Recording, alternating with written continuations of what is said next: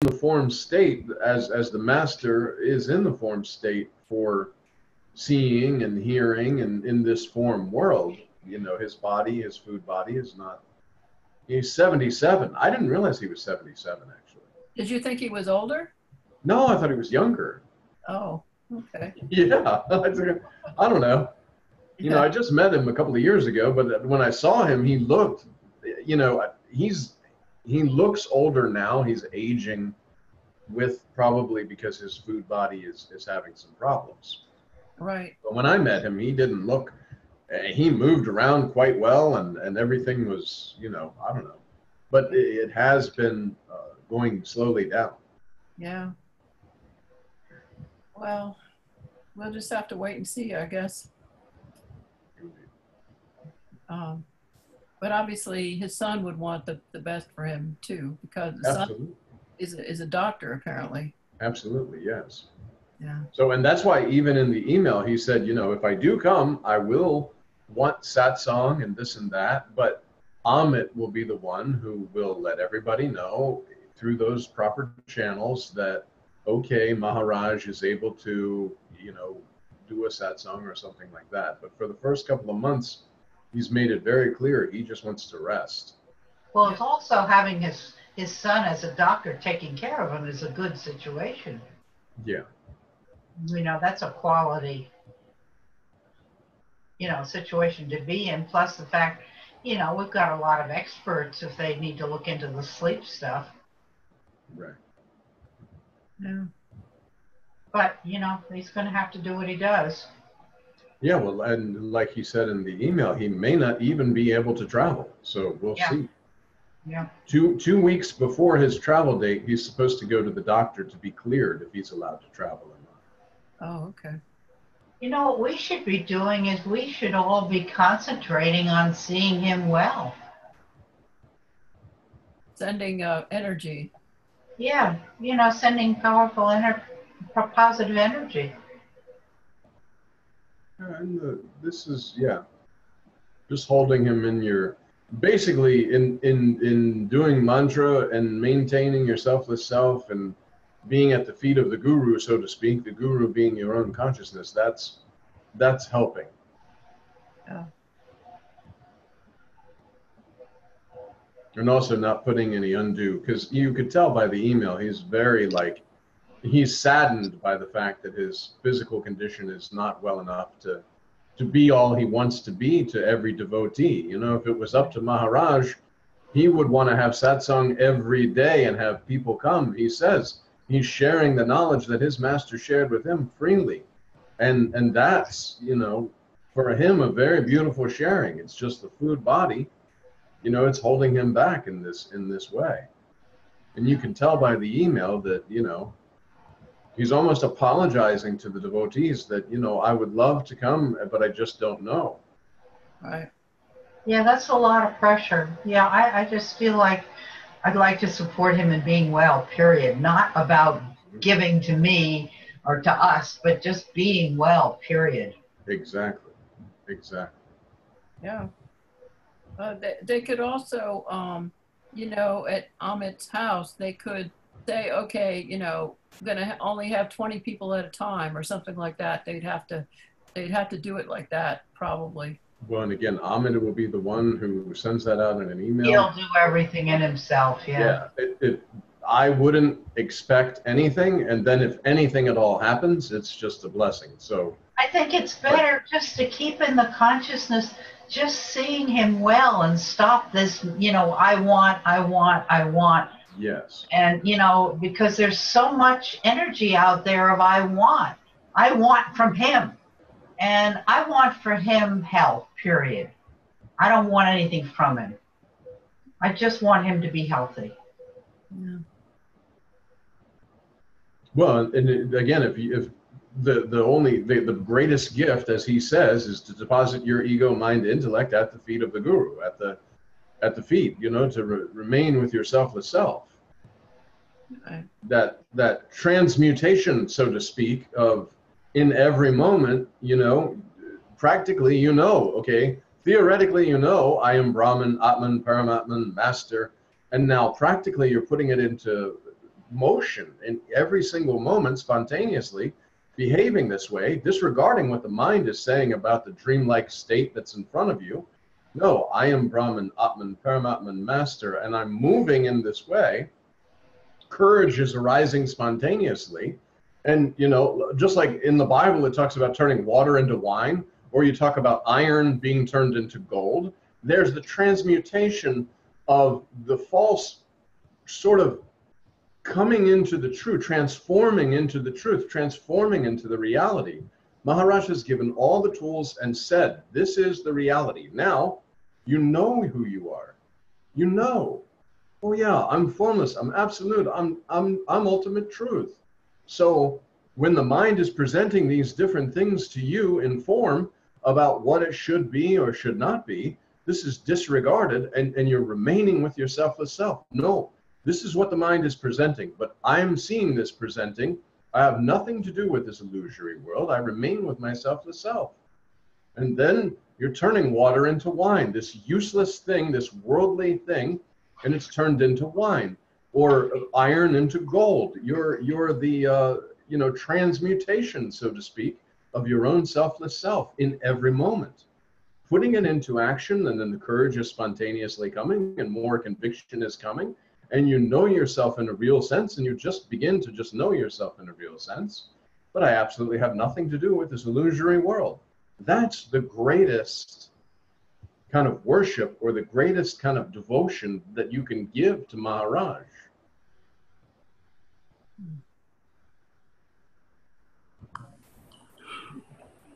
Yeah. Okay, well, I gotta go. Hi, Keith. Hi, bye. Hello. Hello. Bye. Bye. Yeah. I'm saying goodbye to somebody in his house. Saying goodbye to somebody. Oh, okay. I was on the phone. Bye. Yeah, It's a contradictory world here. yeah. Hello, Kitty. Kitty wants to say hello. Oh, I love that cat. Hey, hi. Yeah. Oh, look at that. She really is, she's really there. She's saying hi. Hello, kitty cat. Hey, John, did you ever get any information on the bhajans, if they recorded them for the celebration? They did not. They didn't record them? No, it wasn't on Mixler, which is where I thought I could, because I have the ability to go into Mixler and download it and have it as MP3, and that was like in my mind, ooh, I want to do that because the bhajans were awesome. Yeah, I know. On that day especially, but no, they were not recorded. When I asked about it, they sent videos, which is nice. It has some of the bhajan in it, which is great. Yeah. But it's not for like, Kakadarate in the morning bhajan, and evening bhajan, which is Yeah. But, oh well. Yeah. For Guru Purnima, they'll probably do that. And that's July 27th, right? Yes. Which would be the 26th for us. It is the 26th. In the evening of the 26th will be their morning of the 27th. Yeah. And then the main festival thing, though, is in the afternoon, which will be we're sleeping. I mean, I don't know. In our East Coast, we'll definitely be sleeping. In you're in Pacific, right? Right. Okay, so maybe you'll get if you stay up a little bit later, you'll be able to hear some of it. Yeah. But for us, I mean, it's like, their afternoon for me is like 3 o'clock in the morning or whatever. So Not a good time. yeah, not a good time to wake up and enjoy bhajan. Yeah, because it's like a 10-hour time difference, right? It's 12 and a half. Yeah, if you think it's when the 9 o'clock bhajans are playing on Mixler, that's their 6:30 a.m. Kakadarate. So it's like 9.5 hours roughly, yes. And then in the morning, the 8 or 9 a.m.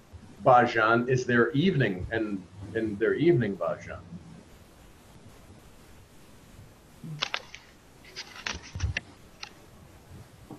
That's why when we're, texting and stuff on WhatsApp, if it's like 12 o'clock or 1 o'clock in the afternoon, it's like 10, 11, and, it's getting deeper and deeper into their nighttime and sleeping.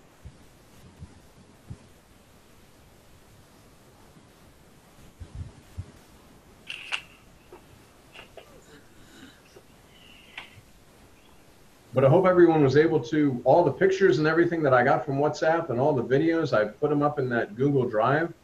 So hopefully everybody was able to, if you had the desire to, go in there and see the pictures, download them, download the videos. I did send a YouTube. I copied a couple of the videos and put them up in a little YouTube playlist that was sort of like beginning to the end of the ceremony, just in case you didn't want to watch, wade. They had like 30 or 40 videos you had to wade through. So hopefully that was Great. Yes. Thank you. Yeah. Were there any captions on those or not? captions on the videos. Well, it was mostly bhajan and people, like the Tula function where they were putting the coconuts and Maharaj was in the little scale thing there. That was on the YouTube video. Also, when he walked out of his house and all that. So there wasn't really any need for the captions because there wasn't any talking. Oh. Like there wasn't any, and if there was, it was just real quick and directions for people and stuff like that. Mostly it was just bhajan, singing, devotional. Yeah.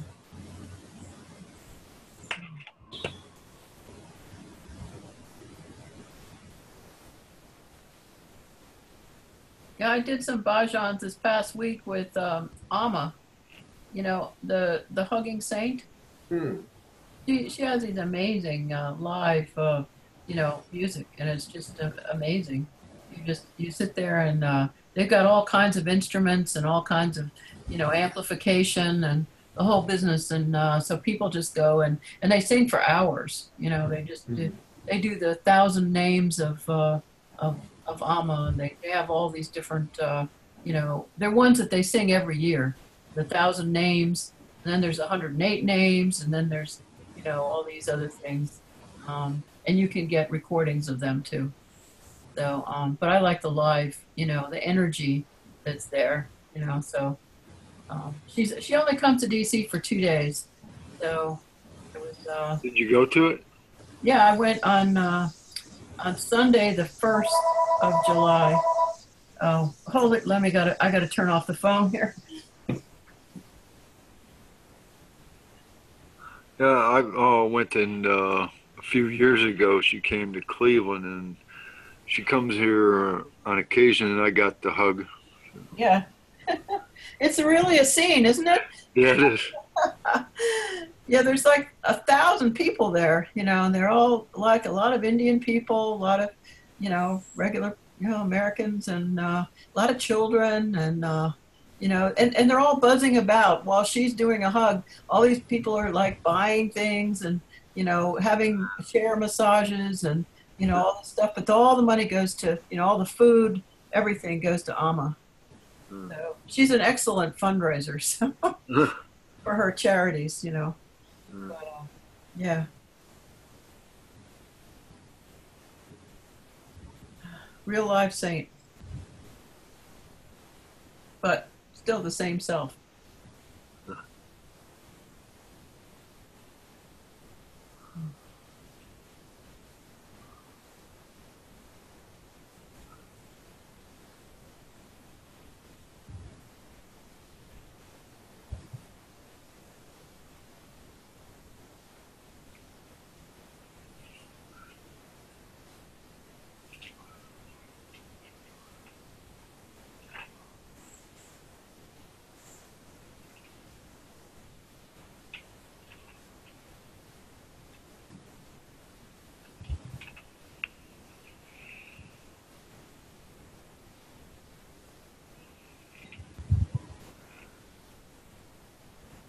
I had a strange dream this morning where there was like a form of it was some kind of information that was very defined in a felt sense and even in a visible sense. But when I woke up, I couldn't recapture what I could almost recapture what it looked like, but it wasn't. It was like, I don't know. It's like it was something, but it wasn't anything definite or something. But I don't know. It was just showing me, I guess, that arbitrary nature of how I think something can be, or something like that. Just that might be interesting.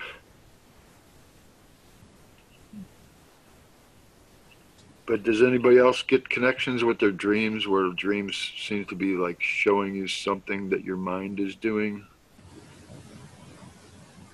I do get that.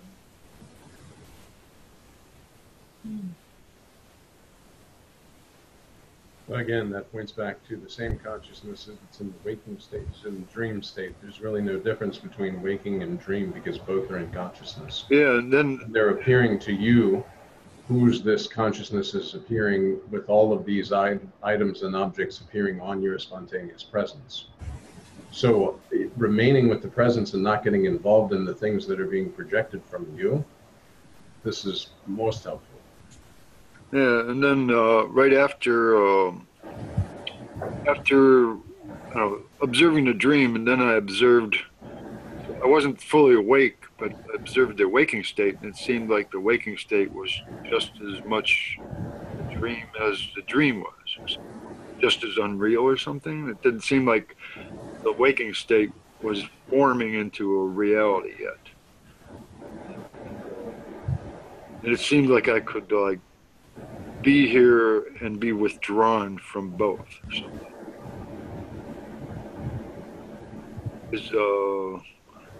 Is withdrawn sort of a appropriate word, do you think, for the nature of, I mean, it has the ability to withdraw from what we normally see as reality? Well, again, you know, you're the formless reality and your selfless self is absolutely formless. All of this is appearing on your spontaneous presence. So when you remain with your presence, all of this will disappear. This me, ego, mind, intellect that's thinking and projecting and all of this kind of stuff and analyzing, it came after your spontaneous presence. So staying with that presence that you are, then before all of this can arise on top of that spontaneous presence, you are, because without your presence, none of this would be there. So, and Maharaj has said again, when spirit clicked with the body, you say I. Otherwise, you're just formless, absolute existence with no knowledge of yourself or anything. So if you want to withdraw, you would say withdrawal by saying, okay, I'm not this body, which is in this world, which is having these thoughts, which is believing that this mind, which is beginning from the main root of all evil, so to speak, I am. And I am, which is just formless sense of existence, turns into I am somebody else who has an ego, mind, intellect, who's viewing all these illusory things and trying to contemplate what is not. And that's when I'm using the unborn child to try to figure out reality, rather than just remaining with the reality as the reality. And not even remain, it's just don't go outwards. Remain with yourself, meaning don't add any, your spontaneous presence. No need to add anything onto it. And yet, as we were saying in the beginning, and this is powerful because you're literally, you know, I talked about it, water into wine, iron into gold. By remaining with your selfless self in the moment, the spontaneous courage arises to remain so that these illusory passing things that are trying to define this dreamlike world are disregarded, and you remain with yourself, knowing I am Brahman, Atman, Paramatman, Master. Master has said, I'm Master, I'm Brahman, I'm Atman, Paramatman. I am not this illusory body in this illusory world. When spirit clicked with the body, I say I, but other than that, there is no I. And that I that I am not is everything.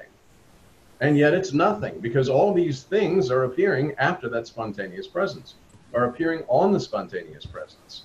So as I transmute the illusion into reality, illusion into reality, illusion into reality, how do I do that? I ignore this train of illusory thoughts that are trying to piece together these thoughts to make this dreamlike world appear before my spontaneous presence. And I remain prior to this mind who can only present things to me, the selfless self, in form. And therefore, in every moment, you know, and as the selfless self is you, the world is your spontaneous projection. The ideas, beliefs, and concepts you're holding about yourself project the reality that you believe you're perceiving. So get rid of all of that. And in the moment, have that spontaneous conviction. Yes, I'm formless, this is form. Boom, and just keep going, going, going. And as Maharaj says, as you go deep and deep and deep inside your selfless self, you will begin to see that this is the reality. And you will have trained this ego mind intellect that this is the reality. So the thoughts stop coming because they can't present it to you anymore. You know the reality. The reality is you remain with your selfless self. Just I, just the sense of I. The knower of the sense of presence that all of this world is appearing on. Remain there. And in every moment behave in that way. And when the illusory mind says, oh, you better watch out for this or that. No, no, no, no, no. Master said the world is illusion, and I am here. I'm doing this. I'm in this moment. This is myself. I'm doing this. Right here, right here, right here. Diving in every moment. And then it is that I forget what they call it, the magic of turning iron into gold, or water into wine. You're taking this useless thing, and instead of doing the reverse, see, right now you're doing the reverse. You're actually turning all the useless things into gold. You're turning the sand into gold, rather than, because you're sitting there and you're saying, oh, look at these things. These things, I want these things. So you're giving up your power. You're giving up your presence. You're giving up the gold to go out for sand, but then you're perceiving through this mind that this sand is gold rather than the gold that you are. Yeah, in fact, when I was thinking about this today, the story of Midas touch came to me, and just Then that's the idea. He was trapped in that world. You are turning because you are the selfless self. And just as in the Bible, it talks about turning water into wine. What does that mean? These illusory passing thoughts about this illusory world are easily dispelled by remaining with yourself and behaving in that way. Yes, it looks like something tragic is happening, but I remain with my selfless self.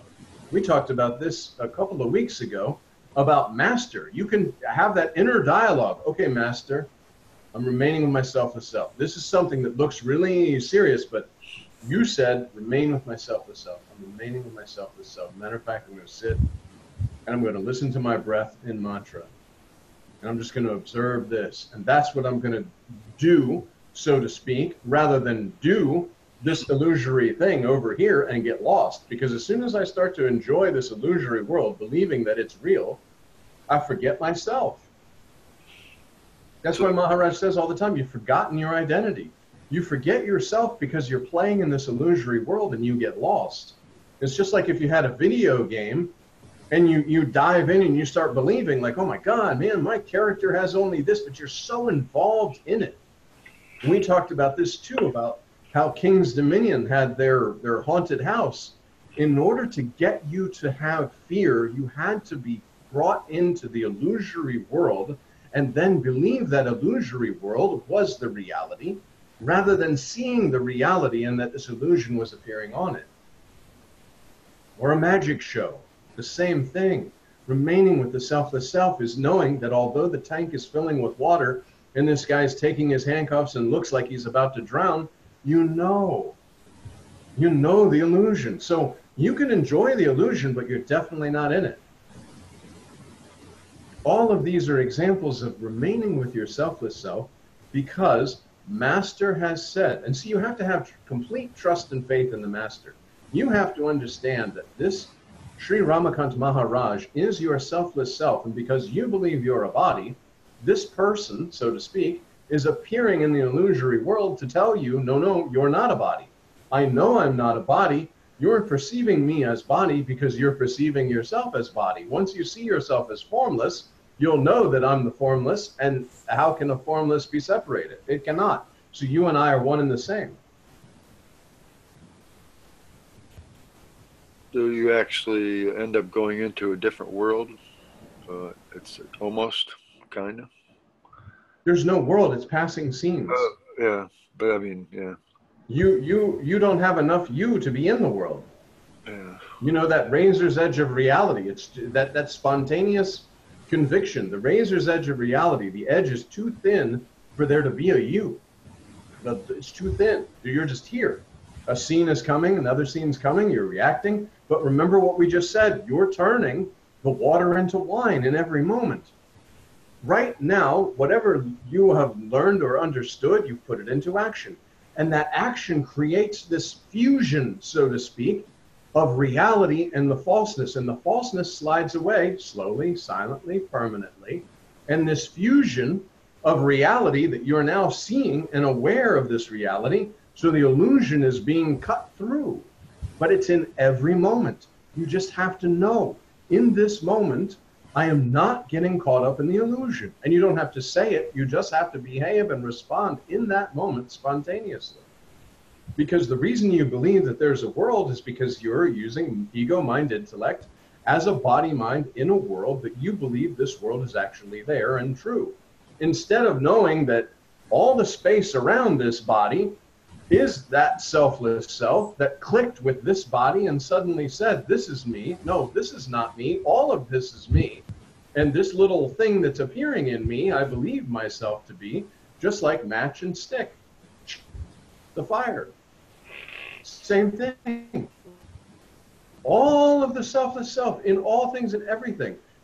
Nisargadatta Maharaj talks about the breath. Imagine the breath was this intelligent being, this source of all things that you are, and I'm breathing it in and breathing it out, and this body's breathing it in, and all these bodies are instruments breathing in and breathing out the selfless self, which is all things in all everywhere. But when it's inside a body, for a brief second it says, oh, I'm this body. But it's not a body. But you say you're a body, and then you believe you're a body because you see yourself and you look around and you say, oh, I'm in this world, this is me. But it's not true. All of this is occurring inside you on your spontaneous presence. Nothing you see, you are.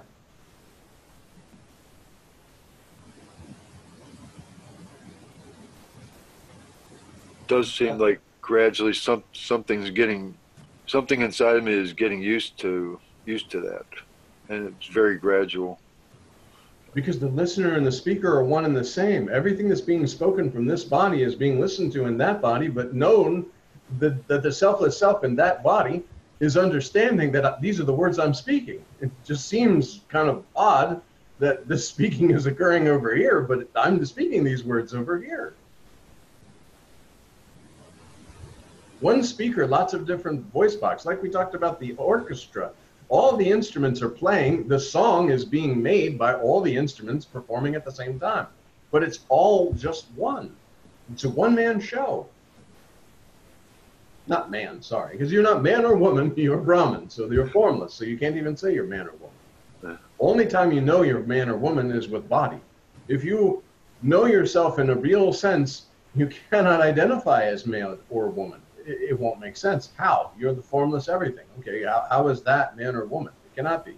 You're using the body or the instrument that you're believing that you are as man or woman.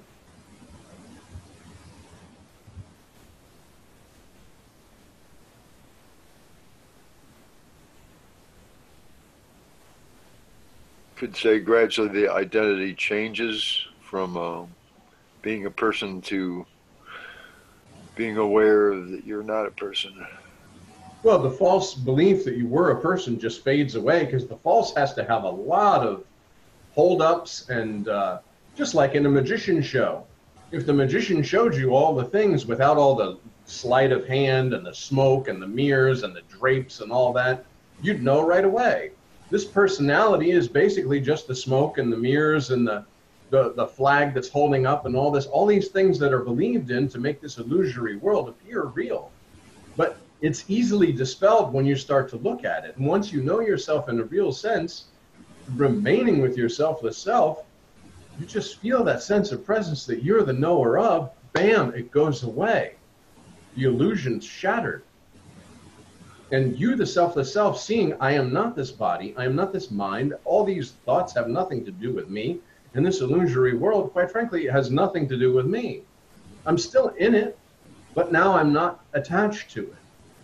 I move through this world one scene at a time, completely unattached, doing the best that I can, as we spoke about, transmuting water into wine, water into wine, water into wine. That's my job, basically, is in this moment, illusory thought may come in that this is something that needs my attention, but I just know, no, wait a minute, I remain with my selfless self.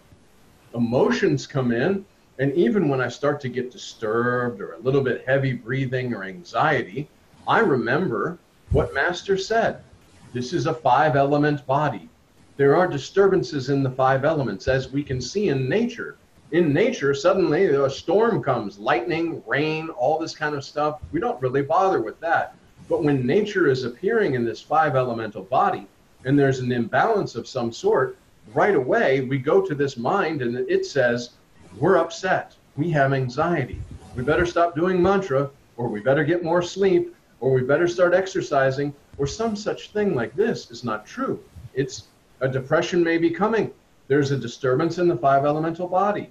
It only becomes important when I say it's my feeling. But it's not my feeling because I don't feel. I'm the power and the energy with which feeling occurs. But the feeling comes and goes, and only can be this 5-elemental body. There's a disturbance. And again, just like when the sky is very, very beautiful, nice and sunny, clouds come, then lightning or pouring rain, then sky is sunny again. Sky is not affected. Same thing. When I remember what Master said, this is a 5-elemental body and there will be disturbances in the 5-elemental body, just as there is rain showers and thunderstorms and fog and wind and any kind of a disturbance in the 5 elements, there will also be a disturbance in the 5-elemental body. It has nothing to do with me. Me being the selfless self in which this body is appearing on spontaneous presence, and all these things happen to be going through. But see, there's not an identity that says, this is my feeling, this is my thought, this is happening to me. Oh my God, I'm so depressed, why don't this depression go?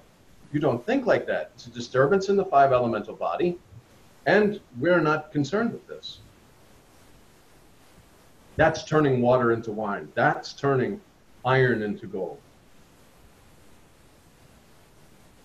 And you'll create this in your own experience, and then you'll live this way. Live is not even really the right word, because it's just existence existing spontaneously. Sort of like the words "just let it be." Sort of fits it. And even the idea of being, you won't care. Remember what we talked about, and how Maharaj says, once you know yourself in a real sense, and you know this body form is just like the clothes, and when this body form goes away, dissolves, I still am. And I know I am. I will not know myself when the body goes, because I'm using the body to know myself. But when I use the body to know myself, and I have the conviction, oh yeah, so that when the body is leaving, it will make no difference. I already know. I know right now. I have nothing to do with the body. When it falls, where do I go? You can't say where you go. It doesn't even make sense. You're everywhere in all the things. Just like we talked about the breath. My last breath goes out of the body, and that selfless self we're just using as an example. It goes out into everything, and it's out of this body. But it's still everywhere. And it always was everywhere. It was just in this body for a time. And this body is in you. You are not in this body, but your perception is that you're in this body, rather than perceiving yourself using this body as like 2 eyes in yourself. But there's still that, I guess you could say it's a haunting sense that makes sense to the body and mind that that I cannot exist, that there can be nothingness, and that I can be nothing. It's like it's an imagination of nothing. Nothing is just the absence of anything. You are the attributeless. So all attributes that have been added onto your spontaneous presence are not you. So when they all go away, you're the one that all the attributes have been added onto. And the idea of there being nothing is also an attribute or just another. Well, you won't know that there's nothing when there's nothing. The only reason you know there's nothing is because you're perceiving something in this illusory world using this illusory Yeah, how can you know? It's a total contradiction to say you know there's nothing, that you know there's nothing. Well, because you know yourself in a real sense. Yeah. When you know that you're the knower of this sense of presence, then how does that have anything to do with the form? The knower of the sense of presence, again, we can close our eyes even, and immediately we can still see that we can see. So we're not using these body eyes to see. So that means this body and everything around it, we are not, and we can still exist without. So then we're going back and we can start to see thoughts will appear when our eyes are closed. On the screen of mind, these images and things will appear, but we're observing that. So that means we're prior to this. We know right away that this mind is being projected on the spontaneous presence that we are. And then from there, you can see that when the mind is not, you are. When there's a gap, and you're seeing, and there's a gap, which is that, quote, nothingness, and you are. Because you're observing this nothingness. So you are. And just keep going to the source of this. All questions will be answered, because all questions are because you believe yourself to be a body and you're worrying about dying. Dying will never happen to you because you were never born. So even speaking about dying is the unborn child worried that it's going to die. And this is not the case.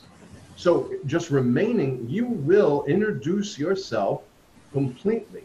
If you remain at the source that can see, as we just mentioned, the source that when the physical eyes are not, you are. When the mind is not, you are. When thoughts and images and all of the worldly appearance that's going in the subtle body is not, you are. Remain with that you are, that you are. And all questions will be solved within you instantaneously. There will be no question because you'll just know. You just go in and remain with your selfless self. Because the beauty of that little exercise is when you're remaining there with your eyes closed, then you open your eyes, but you inwardly are still seeing in the same way.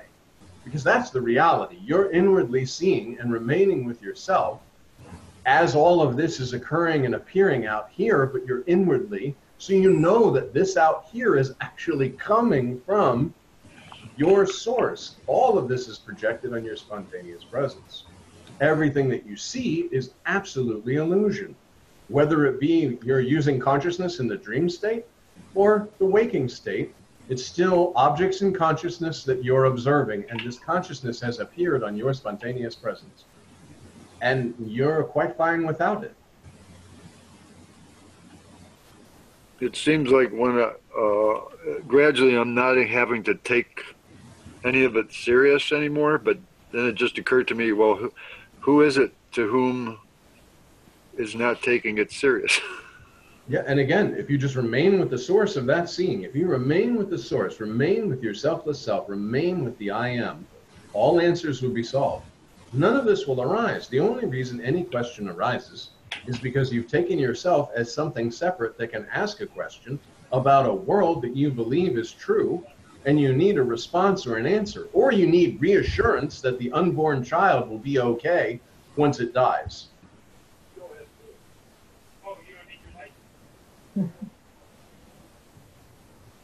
You know I'm the unborn child, but when when I leave this body, what happens to me?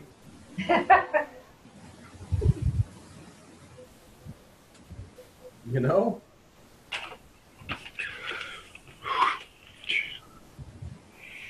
You were never born, you will never die. Invisible, anonymous, unidentified identity. That you are. It's been labeled Brahman, Atman, Paramatman, God, Master. No need for labels. Remain with your selfless self. Remember, Maharaj has said, all words came along with the body. We created the words. We gave meaning to the words. There's one video I love when Maharaj says, if your parents said that these are eyes, you realize you'd be calling these eyes. These are my eyes. And I see with my fingers. The words don't matter. We created the words. We gave the meaning to the words. So remain with the source prior to words, prior to beingness. How you were prior to beingness, how you'll be after leaving the body, that's the reality. The appearance in the nothing as appearing as something, body, mind, ego, intellect, world, words, all this stuff, that will dissolve back into nothing because the unborn child for a time had a gnat and thought it was born, and then it understood, oh, no, I was not born. I'm okay. It's all good. And that gnat is this life, this existence. Oh no, okay, that's much better. I'm better, okay.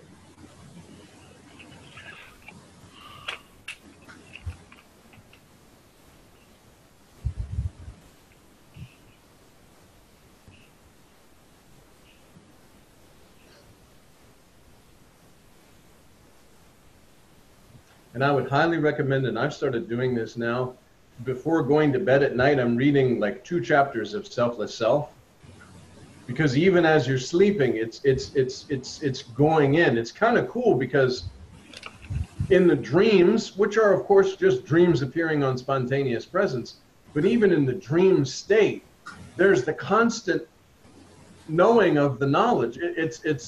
So I would highly recommend that. You know, like Selfless Self. Yeah, I do. Yeah. A couple of chapters just before going to bed, and mantra, you know, and again, my routine, which I would suggest, is the masters are there, the pictures of the masters are there, bowing to each one, going, reading a little bit of the book, mantra, sleep. And because you, the selfless self, number one, this selfless self devotion is beginning to keep going, and it keeps churning. And then daytime, nighttime, dream state, not dream state, you're constantly remaining with your selfless self, easily discerning everything that is appearing on your spontaneous presence as not relevant to you.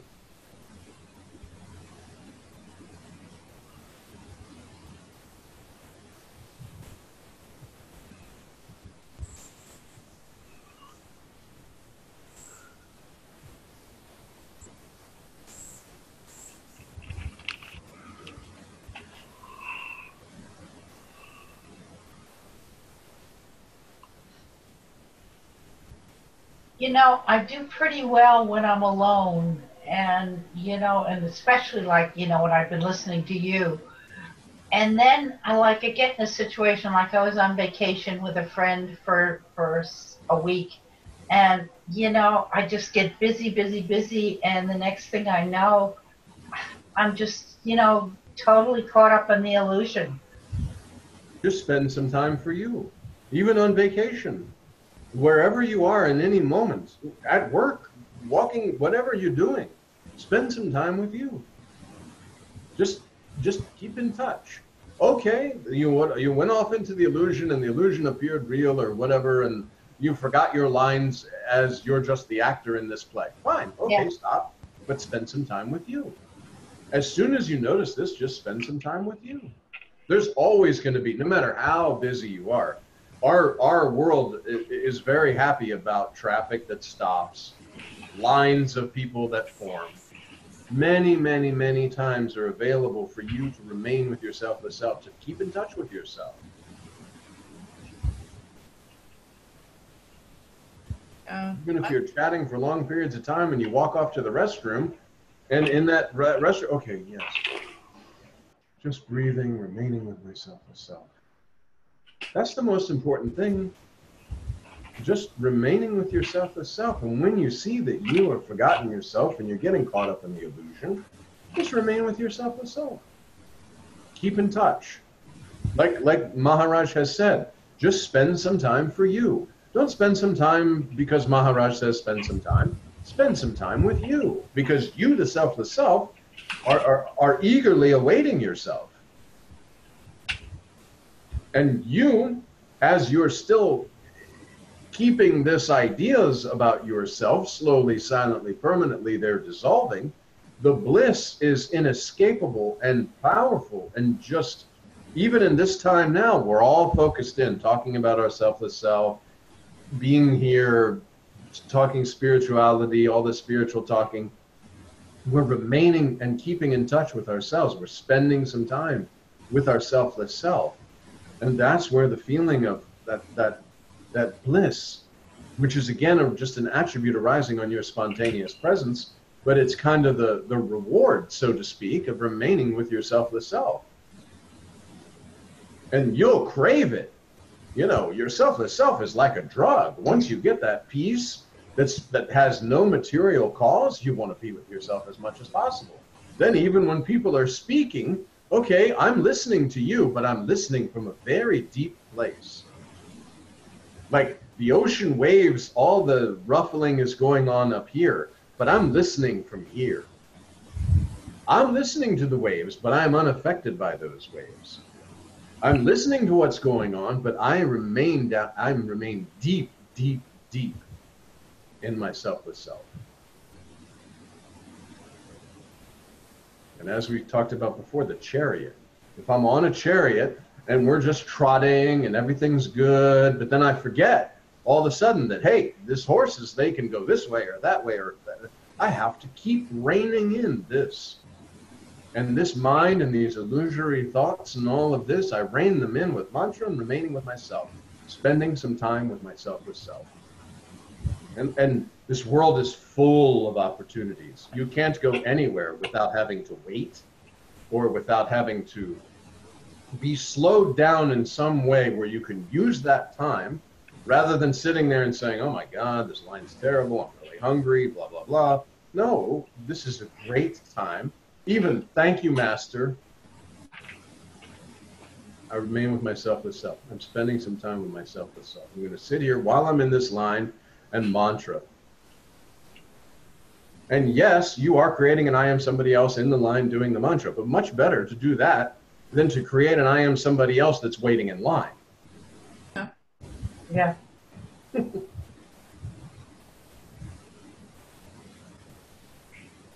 And as you begin to experience yourself formlessly on the continuum spontaneously, you will not want to play around in the illusory world as much. You'll really enjoy remaining with yourself with self.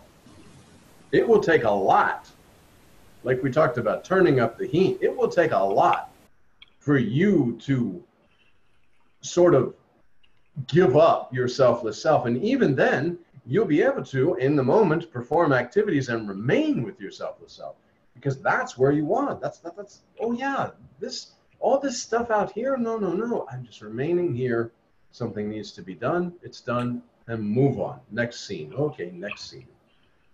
As Maharaj talks about, the train and all of everything is moving, but you are not. You're sitting in the train. And as you look out the window, you see the skyline passing in the cities, and now we're not in the city anymore. We're in a desert or the valley or whatever. But you're not moving. Everything's moving around you.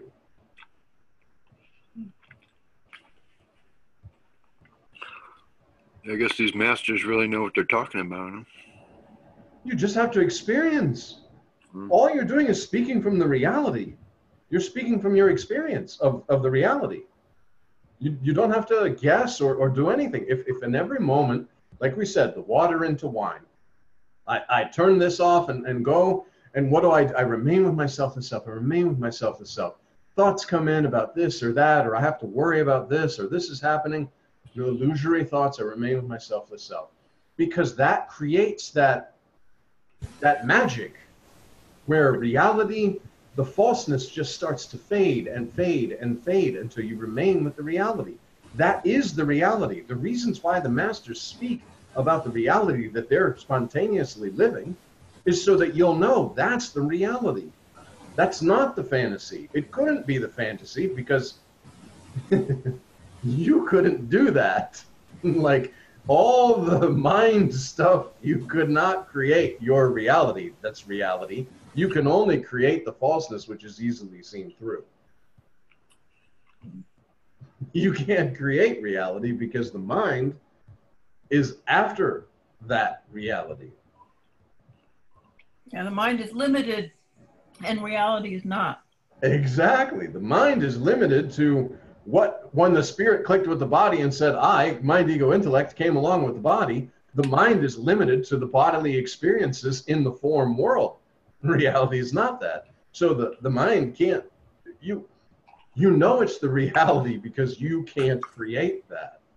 The mind can't create it. Even when it listens to the masters, intellectually speaking, bookish knowledge, all of that, it's not the experience. It's not that transmutation, that I don't know what did you call it before, the Alchemy? Titus? Alchemy, yes. Yes. It's not that alchemy type thing when it's bookish knowledge, when it's put into action.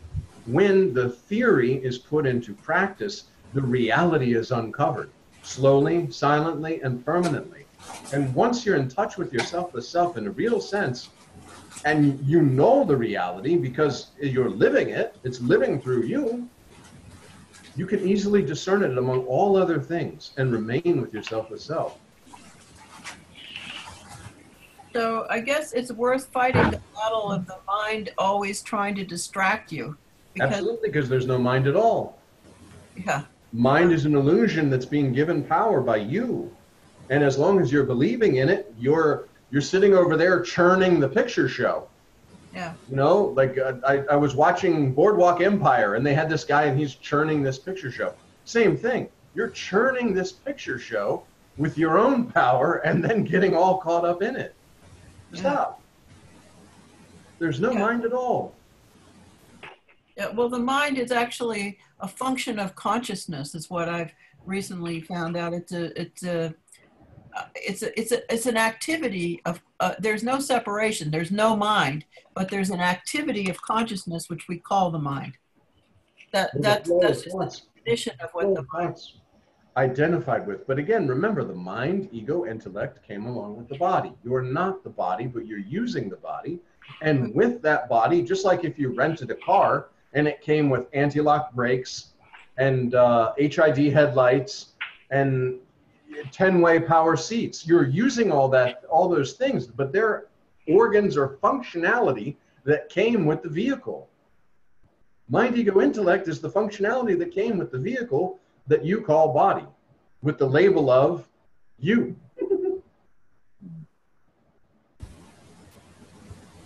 And you're prior to that. And by remaining with that, immediately you remain with yourself, the self, the source of everything.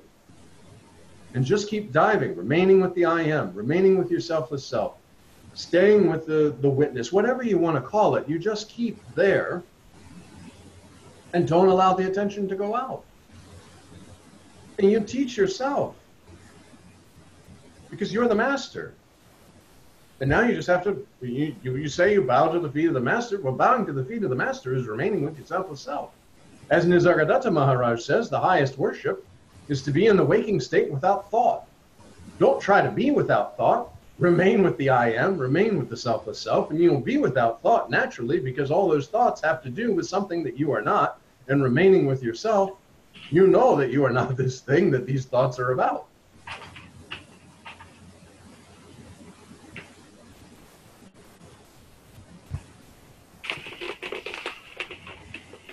Okay. Okay? All right. Thank you. Good.